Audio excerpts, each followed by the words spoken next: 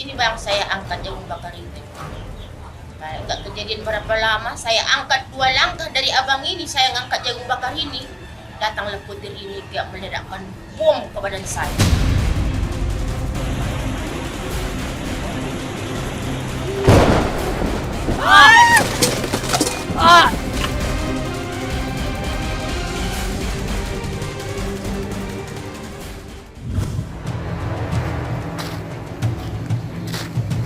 Petugas gabungan BPBD, Tagana, dan warga harus memutar jalur sejauh 300 meter agar sampai ke lokasi jatuhnya seorang perempuan di Situbondo, Jawa Timur.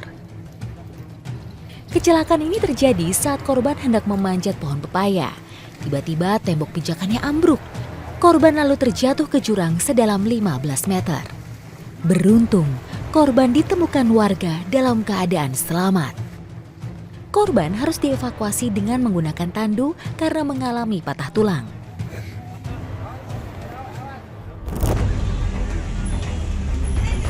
Sejumlah petugas BPBD, TNI, dan polisi berusaha mengevakuasi seorang pengendara motor yang tertimpa pohon di kawasan Ranah Padang Selatan, Padang, Sumatera Barat.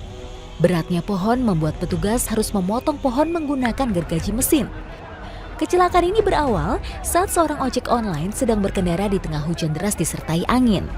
Saat melintas di lokasi, tiba-tiba pohon tumbang dan langsung menimpa tubuhnya.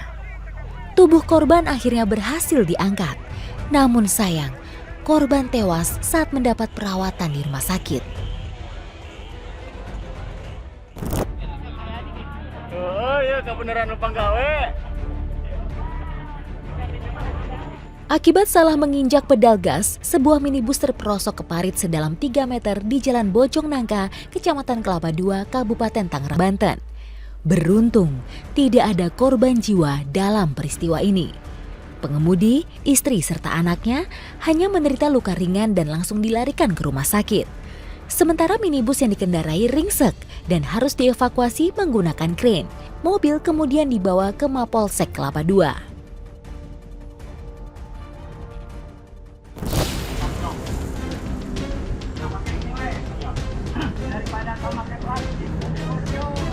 Sebuah kamera pengawas yang terpasang di bengkel merekam tertabraknya seorang kakek oleh pengendara motor di Jalan Letnan Harun Sohar, Kecamatan Sukarami, Kota Palembang, Sumatera Selatan. Dari video nampak korban sedang menyeberang jalan bersama istrinya. Tiba-tiba korban ditabrak pengendara motor yang melaju kencang. Beruntung tidak ada korban jiwa dalam peristiwa ini. Korban menderita patah kaki kanan, sedangkan pengendara sepeda motor menderita luka ringan usai terpental sejauh 5 meter. Korban dan penabrak sepakat untuk berdamai. Pengendara motor pun membawa korban ke rumah sakit Hermina.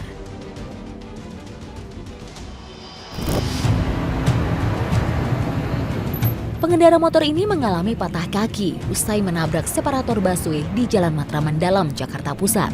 Kecelakaan ini bermula saat pengendara motor hendak menyalip mobil dari lajur kanan. Naas, sepeda motor korban menabrak separator jalur bus Transjakarta. Kerasnya benturan membuat mesin sepeda motor rusak parah. Sementara perempuan yang membonceng korban menderita luka ringan dan syok. Kedua korban kemudian dilarikan ke rumah sakit terdekat.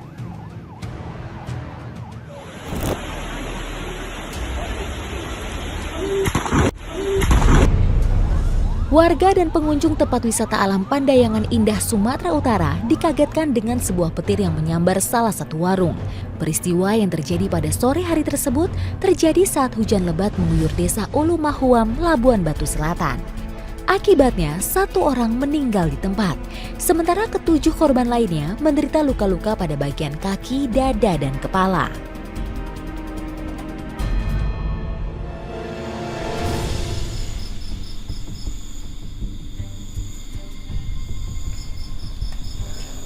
Kamu kenapa? Pusing kali kepala aku, Kak.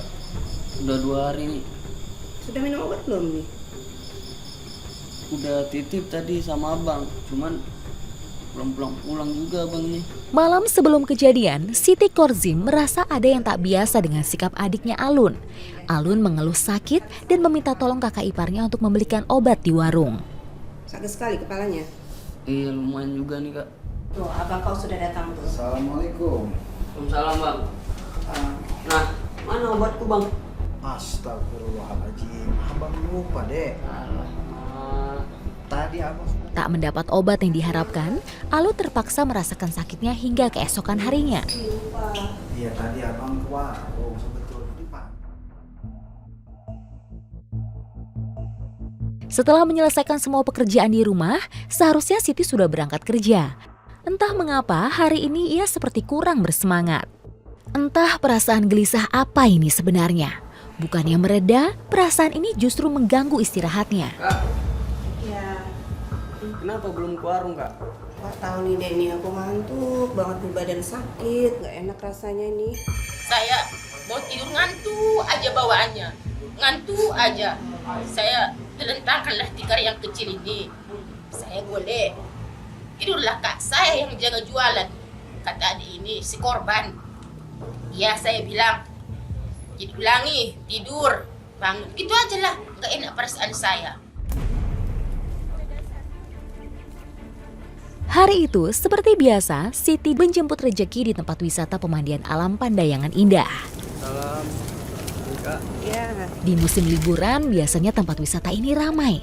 Keberadaan Alun di warung jualan Siti tentu sangat membantu. Lun, hujan Lun. Dek, jagonya mau ditaruh di mana? Bantuin dong, berat nih. Momen liburan juga dimanfaatkan sang kakak untuk menitipkan dagangannya. Siti pun menyambut baik ide itu. Hitung-hitung menambah jenis jualannya untuk menarik pembeli.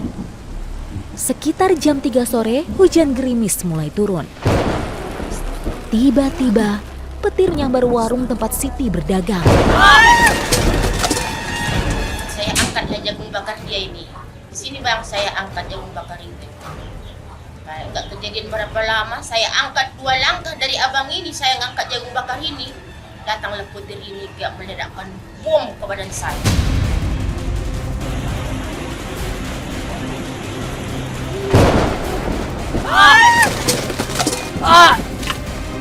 Diduga petir menyambar pohon yang berada di sebelah warung.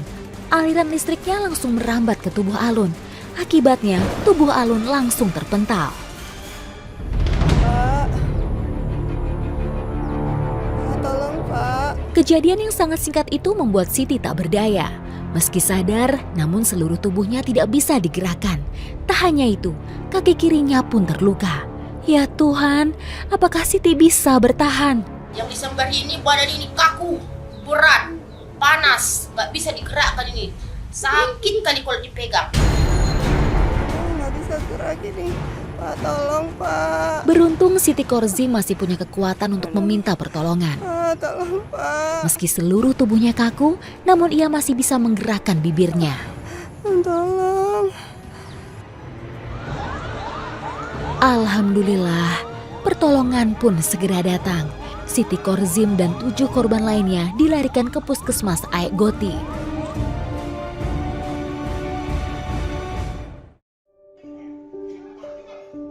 Sesampainya di puskesmas, semua korban langsung mendapat penanganan medis. Meski sekujur tubuhnya masih merasakan sakit, namun Siti Korzim memaksakan diri untuk pulang. Keinginan itu begitu kuat, entah apa sebabnya. Datanglah orang di tensi, memang nggak boleh aja saya pulang bang malam itu. Di keadaan tensi pun 200. Udah ada sesak gitu. Sampai sekarang pun gitu juga. Akhirnya, rasa gelisah itu pun terjawab sesampainya di rumah. Sambaran petir merenggut nyawa Alun, adiknya. Kini Siti belum bisa beraktivitas normal. Kakinya masih merasakan imbas dari sambaran petir. Meski begitu, keterbatasan ekonomi membuat Siti terpaksa menjalani pemulihan di rumah. Sekarang keadaan kaki saya ini lemas, nggak berdaya. Dipegang pun gini, nggak berdaya kaki saya ini sampai sekarang. Tidak hanya luka fisik, Siti juga mengalami trauma psikis. Tubuhnya langsung bereaksi saat mendengar suara petir. Masih trauma gitu, masih teringat saja. Inilah kalau sore ada petir, saya berdiri nggak bisa. Kaku semua badan ini. Takut gitulah, gerak pun aku takut. Kalau memang udah kena semalam itulah. Siti terus berbesar hati menerima keadaannya. Baginya yang terpenting adalah semua bisa kembali normal seperti sebelumnya. Saya pun tidaknya meminta sesuatu yang banyak, yang penting saya berpulihlah seperti biasa gitu.